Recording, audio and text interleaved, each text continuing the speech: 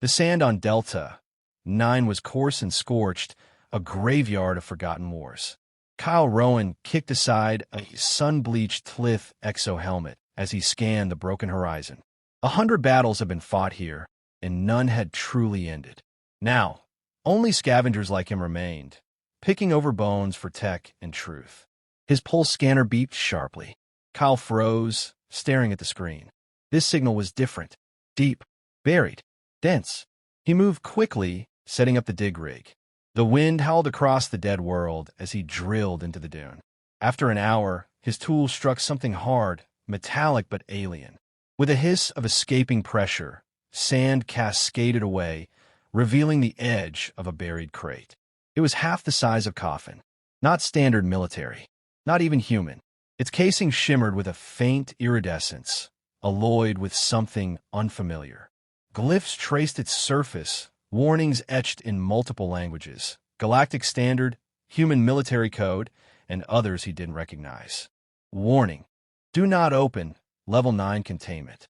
Kyle frowned. His gloves brushed across the surface. It was cold, far colder than it should have been under this heat. He circled the crate, assessing it.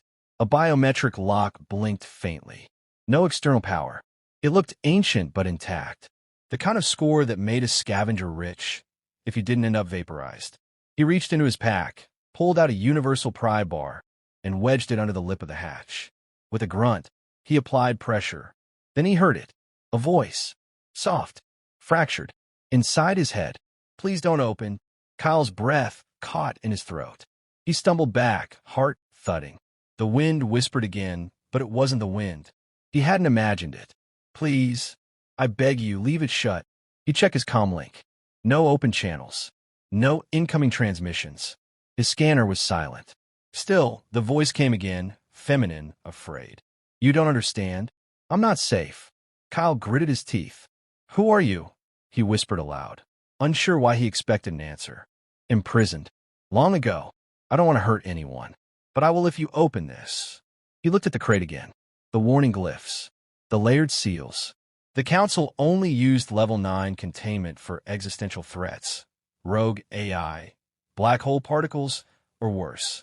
If something had been buried here since the war, why hadn't they retrieved it? He keyed in a diagnostic scan. The crate emitted a faint psychic resonance. No energy spike. No lethal radiation. Just something alive. Faint life signs. Barely there. Kyle sat back on his heels, dust clinging to his gear. His heart hadn't stopped racing. He'd seen a lot of things during the war. Plasma ghosts. Neural disruptors. He'd fought Tlith war beasts that used quantum camouflage. But this was different. He opened a private uplink to the salvage network. This is Rowan, he said. I found an unknown containment crate. Possibly pre-council war tech. Buried deep. Requesting guidance and pick up. HQ responded minutes later. Copy that, Rowan. Secure the crate and remain on site. A team will retrieve in 36 hours. Do not tamper with it. High priority. He closed the channel. The crate sat silently before him, motionless. But the presence inside had not gone away. They'll come for me. Please don't let them. He stood, looked down at the sand-covered lock. Why me? He whispered. Because you paused. You didn't open me immediately. That means you're still listening. A shiver ran through him. She wasn't threatening. Not yet. But there was weight in her voice, grief, exhaustion, something ancient. He could leave it sealed. Walk away. Wait for the team. Let it be someone else's problem. But something in her tone stuck with him. Not monstrous. Morning. Kyle glanced at the desert sky. A pale sun hung low, casting long shadows. I'm not here to be your savior, he muttered. I just wanted scrap. Then leave. Let me sleep. But if they come, more will burn. Kyle turned and walked back to his camp. But his eyes never left the crate. Kyle didn't sleep that night. The fire crackled softly at the edge of his camp, casting flickering shadows against the side of the crate. His rifle lay across his lap, untouched. His helmet sat beside him, scanner still reading faint biological activity from inside the box. And every so often, when the wind shifted, the voice would return. You shouldn't be here. He rubbed his eyes. You keep saying that, but you're still talking. Because I need someone to know. Just once. Before they come again. Kyle leaned forward. Who are they? Who locked you in there? Silence. Then, the High Council. After they won the war. That got his attention.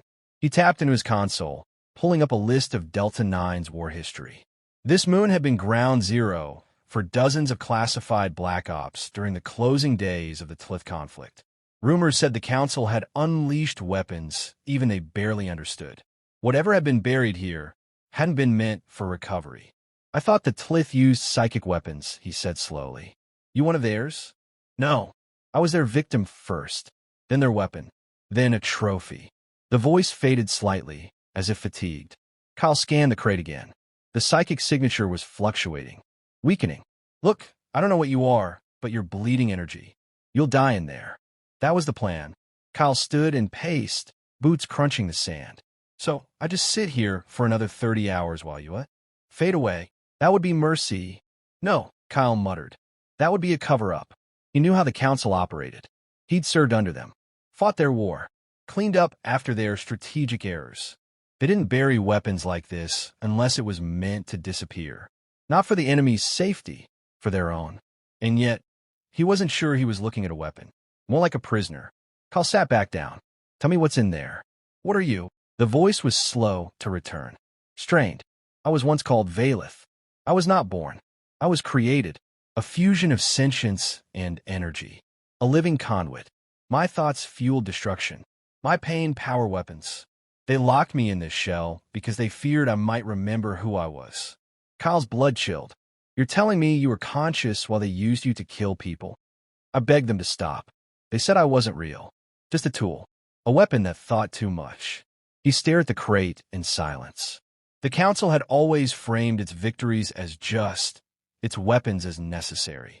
But he remembered the battlefield, cities turned to glass, voices screaming across comms before vanishing. Were some of those screams hers? If you open the crate, my full form may not be stable, she warned. I have not had form in centuries. Kyle rubbed his temples. So what happens if I do open it? I might die. I might live. I might burn this entire moon to ash by accident. I don't know anymore. She paused. But I'd rather die free than die as a secret. He stood abruptly and crossed the few steps to the crate. He didn't touch it, just stared down at it like a coffin. His comms chirped. Rowan, came the voice from HQ, status update. He hesitated, thumb hovering over the mic. Crate is stable, he finally said. Life signs inside faint. No breach. Awaiting pickup. Copy.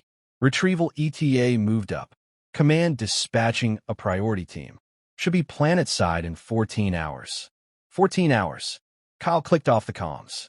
They'll kill me, Vaelith said quietly. They won't say it, but they will.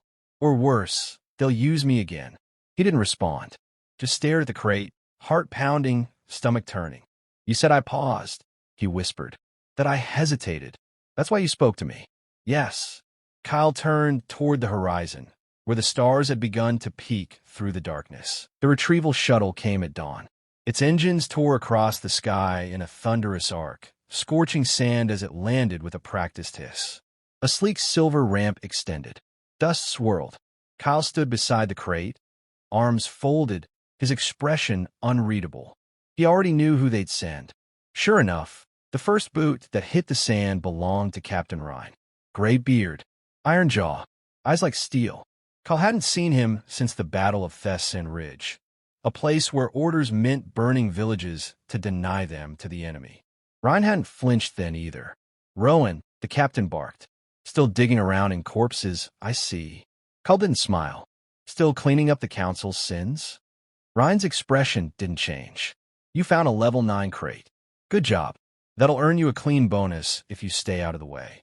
He turned to the 2 armored recovery techs behind him. Secure it. Gently. The men approached the crate with precision. One ran a scan. Captain, faint psi resonance. Low-level life signs confirmed. Conscious.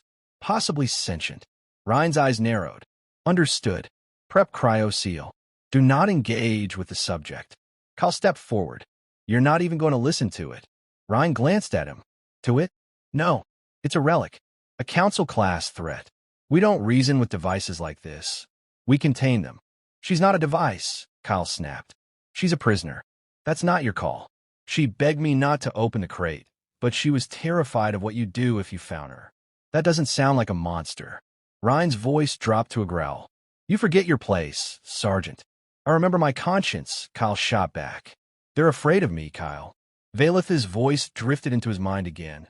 Faint warn. They can't kill me easily, but they can drain me. Hollow me out. Put me in another machine. I've been there before. They'll do it again. One of the techs looked up, suddenly pale. Sir, the crate's responding. She's talking. In my head. Ryan's hand went to his sidearm. Get that crate locked down now. Wait, Kyle said, stepping in front of them. Let's think this through.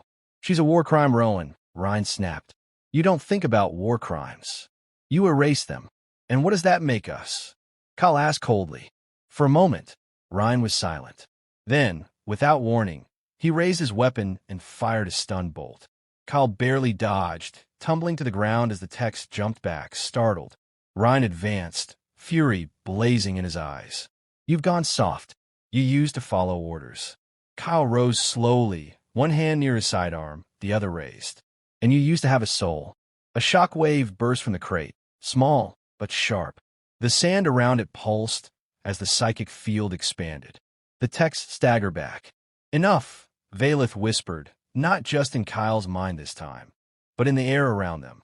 The crate glowed softly, symbols pulsing in slow rhythm. For the first time, Kyle didn't feel fear. He felt her pain and her resolve. She's weakening, one text said. Containment fields degrading. Do it now, Ryan barked. Seal it. Kyle moved. He dashed forward, drawing his sidearm. Not at Ryan, but the crate's lock panel. He aimed, hesitated for the briefest moment, and fired. The control panel sparked, then died. The seals hissed, mechanisms jammed. The crate powered down, silent but inert.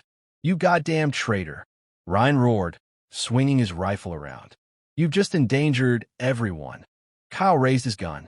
Stand down, Captain. I made a choice. You think you're some kind of hero? Ryan spat. You just unleashed a monster. Kyle's voice was calm. I didn't unleash anything. I stopped you from using her again. For a tense few seconds, they stood locked in silence. Then the crate pulsed again. The top cracked. Light seeped from the edges. And Vaelith began to rise. She didn't have a body in the traditional sense, just a flowing silhouette of light, like a woman made of stars and sorrow. Her voice echoed around them, heavy with exhaustion. I will not harm you. I only ask to be left alone. The text backed away, frozen in awe. Ryan stared, weapon trembling, as if seeing a ghost. Vaelith hovered above the crate, flickering. Thank you for listening. And then she vanished in a shimmer of light, gone before anyone could react. Only the empty crate remained. The silence after Vaelith vanished was suffocating. Dust floated in the still air. The sun climbed slowly above the dunes, casting long, orange shadows across the broken metal of the empty crate. Kyle stared at it, breathing hard, chest rising and falling with the weight of what he had just done. Captain Ryan holstered his weapon with a snarl. You're done, Rowan. I'll have you court-martialed for this. You just let a Class 9 threat walk into the stars. She wasn't a threat, Kyle said quietly, still staring at the spot where Vaelith had disappeared. She was a victim. Save the bleeding heart nonsense, Ryan barked. You disobeyed a direct order, tampered with restricted tech, and assaulted a recovery operation. You think the Council's going to care what she told you?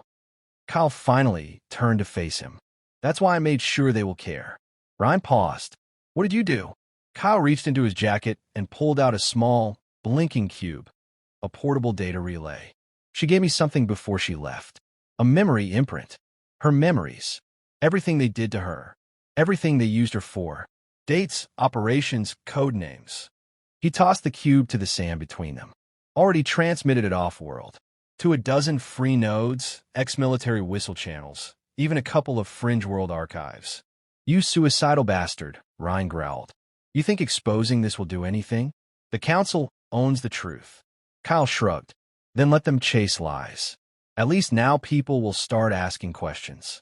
The two recovery techs stood off to the side, uncertain and shaken. One finally spoke. Captain, we all heard her. Felt her. That wasn't a weapon. That was someone. Ryan glared at him, but said nothing. The moment stretched. Then he turned back to Kyle, voice low.